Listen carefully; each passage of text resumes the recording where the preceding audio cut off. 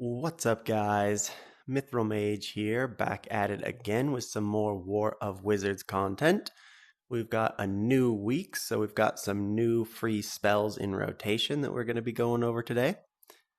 We are going to be taking a look at Frostbolt, Gunman's Oath, Tornado Spell, and maybe a little bit of Swordstorm in today's video. So we will kind of go over how those work a little bit and then hop into some games and show you guys how they work. So starting off with Frostbolt, we've got 100 mana, pretty cheap spell, and 15-second cooldown. So that's really low. If I'm not mistaken, that's actually the lowest spell cooldown in the game. So very quick spell, very cheap and easy to cast. And this one is going to be dealing damage based on accuracy. So for however accurate it is, you'll get an increase in damage as well as an increase to the slowing effect and the amount of time slowed. So we're looking at 800 damage for a C cast accuracy and then up to 1050 damage for S cast accuracy.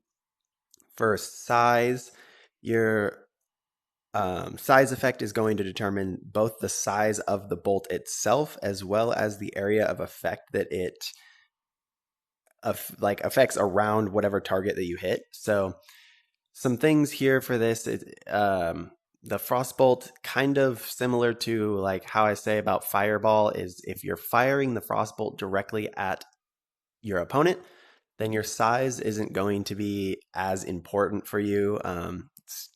Mostly because the area of effect doesn't really come into play. This is going to affect any mobs or creatures that are around whatever you hit. And since there's pretty much never anything directly around the opponent, then that's not going to make a big difference. But if you're aiming this at something on the field, then size comes into play, and you are going to want to try and aim for that larger effect so that you can get more units in the area to be affected by the slow. So that one's going to be pretty good. We'll take a look at Gunman's Oath. This one a little bit more costly to cast, 300 mana and a 60-second cooldown, but does some pretty good damage. So this one's kind of interesting. It's one of the few like directly offensive spells in the game where size is actually what determines its damage. So for this spell, you're going to always want to be casting it as big as you can so that you can get the most damage out of it. And then accuracy will affect how many bullets that you get to fire out of the gun. So kind of something interesting to note here is that at an S cast dealing 500 damage, even if you are as inaccurate as you can be to cast it, you'll still get 5 bullets. So at the beginning of the game, you and your opponent both start with 2,500 health. So with 5 bullets doing 500 damage each, the largest and most inaccurate cast will still give you just enough bullets to fully take out your opponent. As long as you land all 5 of your shots, you'll be good there. So you can get away with that. At later stages of the game, you actually do gain a little bit more like total health. You go up to, I think, like 2,800. So you will need to get a little bit more accurate later in the game if you want to eliminate your opponent from full health. But if you're looking at getting, a double S cast, then you'll have 8 bullets dealing 500 damage. So plenty of damage. You can put 4,000 damage out and you'll have no problems there. Then we have Tornado Spell. So another cheap one, 150 with a 28-second cooldown. So fairly quick and pretty cheap to cast. This one is accuracy dependent for damage. So the more accurate, the higher damage you'll get. And then size effect controls like how big of an area it affects. So whether it's just affecting like a small line right down the middle or whether it's going to be able to affect like a larger area, then that'll be dependent on size. So for this one, generally you will want to kind of try and get it as accurate and as large as you can. I find with this spell, it can be really tricky to get good accuracy. So I will go over kind of some tips on how I've gotten a bit better at making that more accurate along the way. And then we've got the Swordstorm spell, pretty good overall spell. Does a lot of damage if you can cast it well, and it's not something that you have to like aim or try and hit your opponent with. It does that automatically, so you don't really have to worry about that.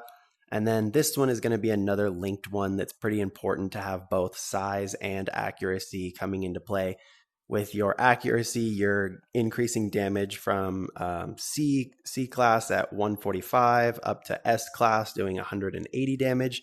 And then size effect here is going to be pretty important. This controls how many swords are cast from the spell. So getting it all the way up to S class, you're casting 99 swords as opposed to only 48 in the C class. So you're more than doubling your spell casting, like how many swords are coming out by getting it up to a larger spell. So we'll go over a little bit of that as well. And then this week in free rotation, we've also got the Summon Celestial Phoenix, the Summon Giant, and the Strengthening spell. So we will go over some of those probably in another video, just because it's the games take kind of a while, and I like to get some gameplay out there for you guys to see these in action so that you can kind of see how I cast them and where and when I use them to their like most potential. So we will cover those ones a little bit later. But yeah, today we are going to be focusing on sort of these primary ones, and if we can pick up Swordstorm, we'll go over that a little bit. If we end up not getting Swordstorm or going over it, then I'll slot that one in a future video and sort of show you guys that one just on its own as well.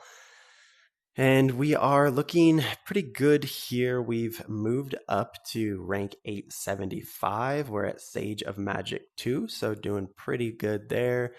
Up to 13,500 gold. I did cave a little bit. I know I was saying I wanted to save up and get the Abyssal Quartet spell, but I did end up picking up the Boomerang Hammer. I just like kept playing against people with it and wanted to give it a try, so I ended up picking that one up and doing some games. So probably a future video there, I'll go over kind of that spell and how it works. It's fairly similar in like effect to the Gunman's Oath though, so hopefully we'll kind of show how that works today with the Gunman's Oath.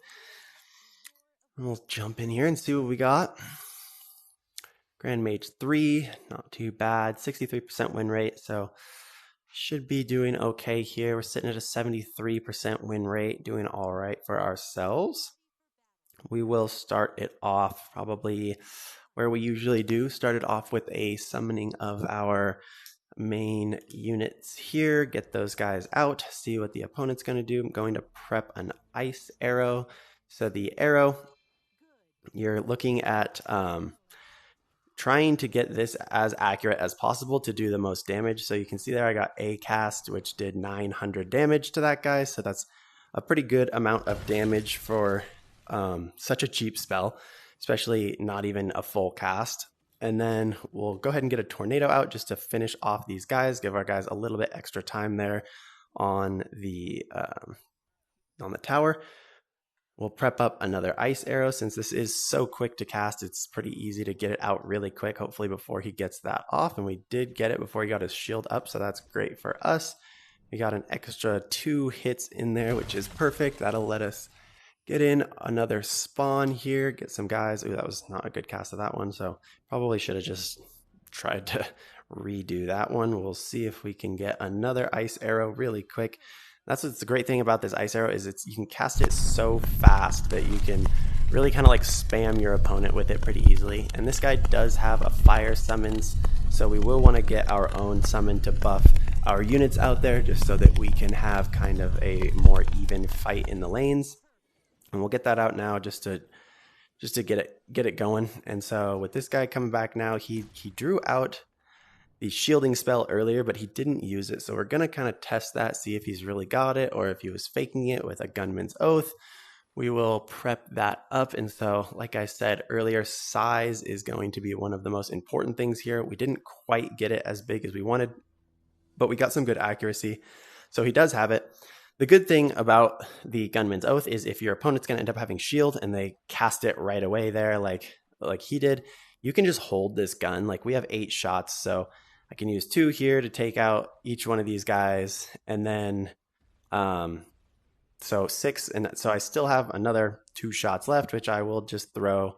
Oh, I guess we didn't get all 8 there for some reason, but um, we'll go ahead and go in with another tornado spell here just to kind of clean up these little guys, help us focus down those fire elementals, because the fire elementals do give a buff just like the water elementals do.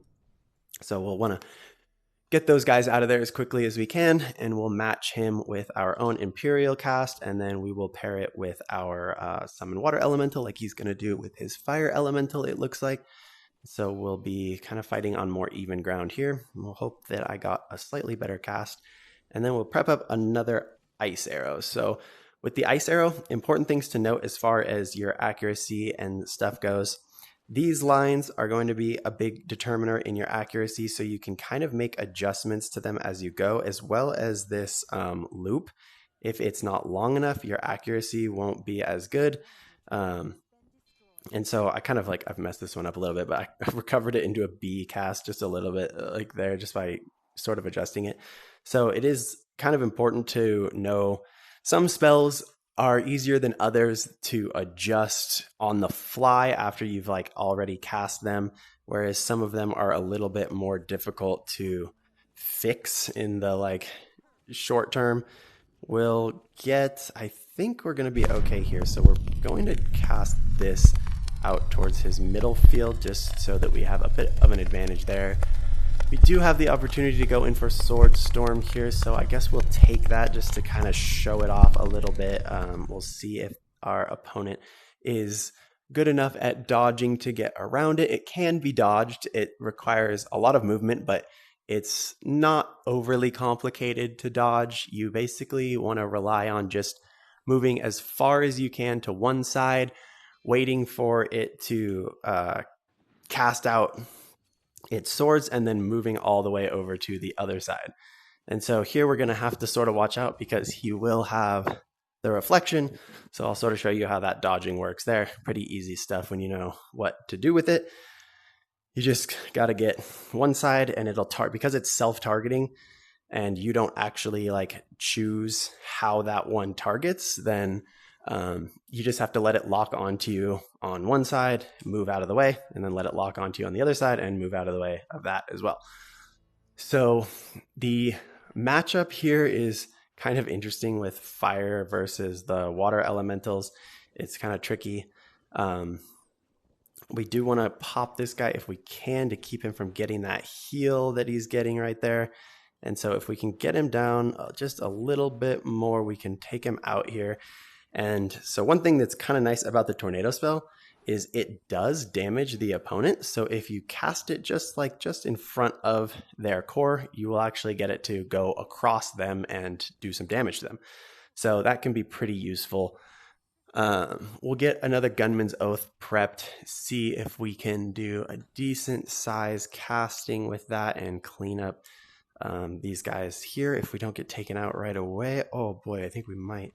Oh, we do. Okay, so bit of an unfortunate one. The fire elementals are pretty good.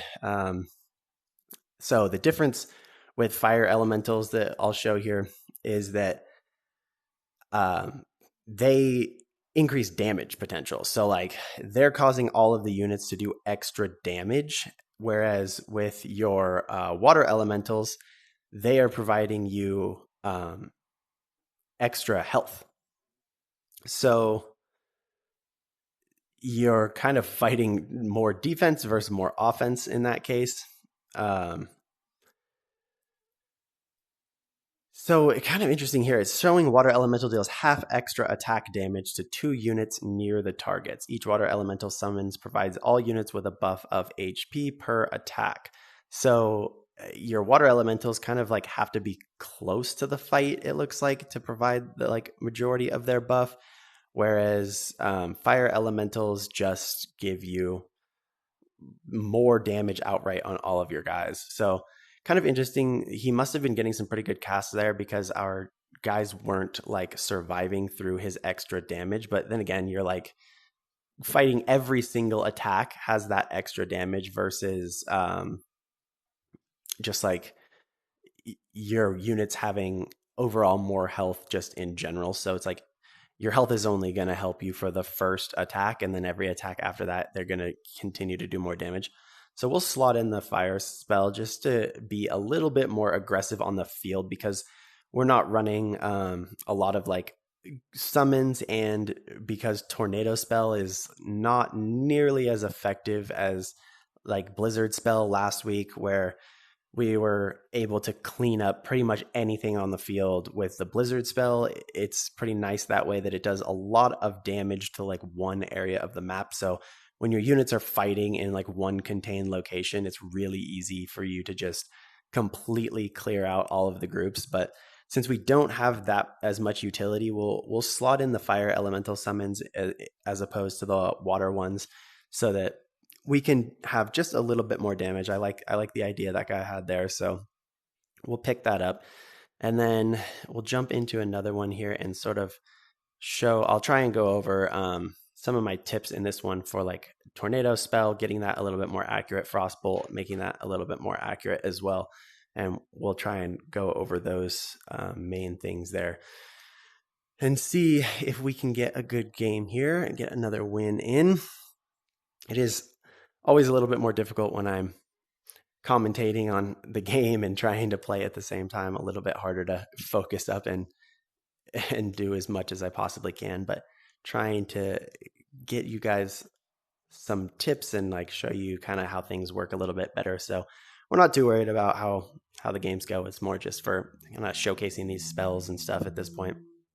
But we will take a look at this one more time. Just I like to give a good showcase of the spells. So we'll do another game with this setup and sort of go over. I'll try and be a little bit more specific here on the like drawing tips for getting these guys more accurate as we play them out in the game. But just kind of like briefly with tornado spell, I used to cast the tornado spell often by drawing the initial circle first and then lining the smaller ones underneath. I find that is kind of like difficult to get the most out of it that way. It's tough to get it accurate for some reason, drawing it in that orientation. But I'll show you here. I'll get my Imperial units down really quick, and then I will show you how the thing works. So I like to kind of now do a little pendulum, another little pendulum, and then finish it off with the full circle there. So it gives you that kind of easy swing back and forth into creating the shape that you need for it to do what it needs to do. This guy's going to go ahead and machine gun down the vast majority of our units. We will pop a few shots off on him here and then get a ice arrow going out as well and try and dodge out of the way of some of these. He's firing a lot of bullets at us, but we'll fire some right back and then get some more summons on the field. He's going to go ahead and do a heal, and that's fine. We'll get some more summons out. Stand off to the side here. This guy is popping shots like crazy, but we will see if we can get a good gunman's oath down. And the gunman's is nice. I mean, you can use one of the bullets here to pop whatever spell that you want, and that can be kind of helpful. He's already chosen his spell though, so I'm not overly concerned. We'll use some bullets here to take out his elementals and then pop the rest into this guy here, try and take him down. We will get another ice arrow. So for the ice arrow, I do like to draw the X first. I find it a lot more effective at keeping the accuracy up, not having to try and get into that. And then, so like I was saying earlier, adjusting these little lines, making them a little bit longer, a little bit straighter can sometimes increase your accuracy if they're just not all the way up to where they need to be. You can get a little bit better with that. So here we will go ahead and do a double summon just to get our big units out there on the field. And then we will get our fire elemental for the buff. Since he's just used his blizzard, we will be able to get these guys out there hopefully without being taken out too quickly. He will probably machine gun, if I had to guess, to finish off the rest of these guys. Since he's got to focus on the machine gun a little bit, he is actually going to try and take me out. So we're going to dodge through the vast majority of the machine gun, doing kind of a left to right, and then an under is pretty effective. You can kind of get around a lot of the bullets that way. We're pretty low health there, so he only needed to hit us with like 2 or 3 rounds. We almost managed it, but we're going to be a little bit in trouble here, so we'll get a tornado spell out here to kind of flush out the rest of those troops, and then he's going to go ahead and do his blizzards. So these guys are pretty low health now. If we can take out the remainder of these guys, we should be fine. And then we'll try and get a few more shots off on this guy. We've got plenty of mana here. He's going to do another machine gun cast to take out our front line. We'll wait for that machine gun cast to finish up, and then we will go in for a double summon and try and kind of push back against this as best we can. He's going to get his summon in there, and then we will get our fire elementals to keep up damage on the field. This should help us clear this out. He's going in for another blizzard spell. So good idea on his part, kind of clearing out the field. We are going to probably need something that helps us clear the field a little bit more, because he's going to start getting an advantage on us here. If we can get nuke, we could try that out, but dang, the spells are like not snapping for some reason. Let's see, we're gonna dodge this a little bit here, make sure we don't get killed by that. So we will try and get Sword Storm out. This is way too big to cast those. I've kind of got myself now crouched down in a bad spot here, but we'll see. It does all right anyway. If we can get these guys off, we'll do some decent damage to him if he doesn't move through them, hopefully. And yeah, we do. So that gives us a good opportunity here to go in for our double summon.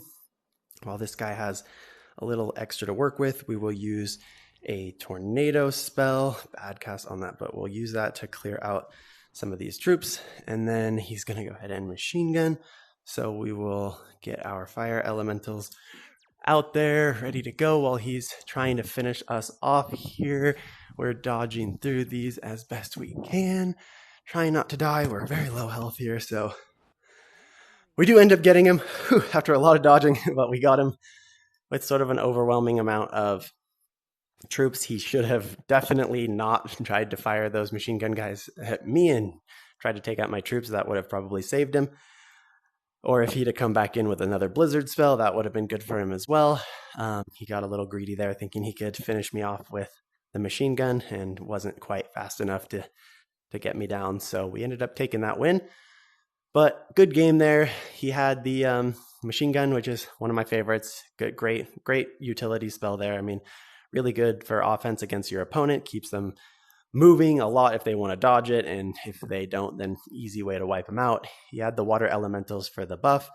He had a revive, so he could have thrown that down. I guess if like we had gone in for gunmans and tried to like blast him down, he could have put up a revive really quick and gotten back into the game really fast. And then he had heal, so another pretty good one. But overall, like I said, we ended up taking that just because we were playing the field battle.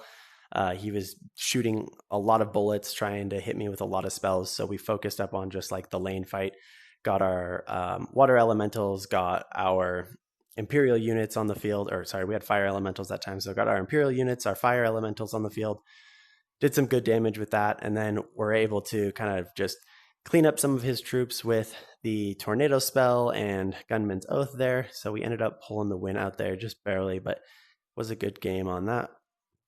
And so, yeah, that is a little bit about the tornado spell, a little bit about the frostbolt. So kind of like I was saying earlier with the tornado spell, I found it a little bit easier to get a good cast by doing kind of just like the pendulum move here, where you go one way, come back the other way, and then swing all the way around your circle kind of to get that has been a lot more accurate of a cast for me than trying to start with the big circle up top and then match your lines kind of to that size can be a little bit more difficult. And then Frostbolt, this one, there's like, so the The Frostbolt has kind of like three separate elements to it. You have the line with the arrowhead, which is kind of like one part. So if you're drawing the line and then you get your arrow head made correctly, then you're pretty much good there. The important thing to know is that you want to keep your the lines of your arrowhead a little bit tighter to the line. You don't want them to kind of like end up coming out like a U shape. That's going to take a lot out of your accuracy. So if they're sharper and they're coming in more narrow than wide, that's pretty good there. And then as far as like the ending of your thing, this is like another component. This is just a basic like X shape. So you kind of want to draw, I find it way easier to draw your X shape first, and then the like third line of your like snowflake ends up just being the line that is the arrow. So you can just make your X and then cut your line straight through it.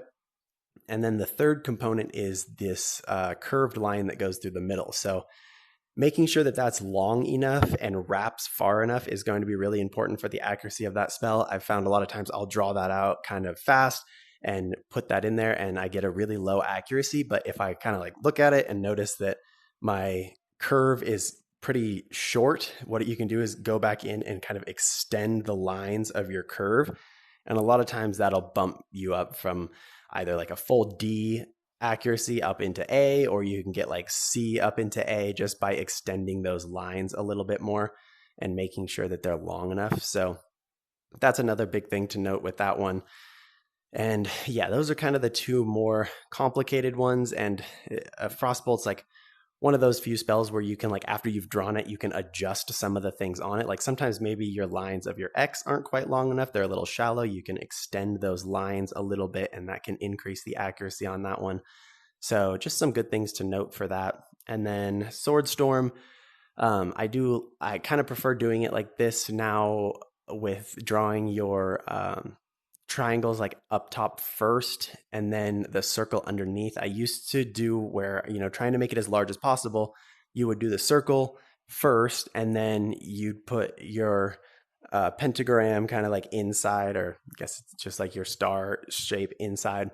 And then you end up with this like really large circle and it's like way up here trying to draw the arrows at the top, and like you find that sometimes you're kind of like having to jump to get up there and like put those arrows in the right spot. So getting the arrows down first can make that a lot easier, where you can then like adjust the size of your circle, or if need be you can like crouch way down to get the like very bottom of the circle to be a little bit bigger. So just some good tips and tricks there. And so I think that's probably where we will end the video today. In some future videos, we will go over the rest of these free rotation spells and do some more tips on those. But yeah, if you enjoyed this content, then go ahead and leave a like on the video, and we'll see you next time. Thanks for watching.